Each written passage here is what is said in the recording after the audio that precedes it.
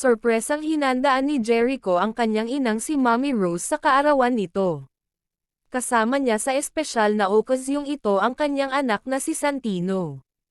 Masaya at emosyonal ang naging reaksyon ni Mommy Rose sa sorpresa. Hindi rin nakalagpas sa mata ng mga tagahanga ang presensya ni Janine. Marami ang natuwa sa pagkikita-kita ng kanilang pamilya sa espesyal na araw. Makikita sa mga larawan ang matamis na ngiti ni Mommy Rose habang yakap ang anak at apo. Simple ngunit pa ng pagmamahalan ang handog na selebrasyon.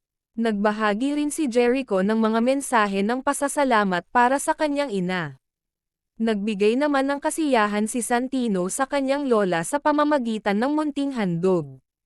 Isa itong araw na puno ng alaala at pagmamahalan para sa kanilang pamilya.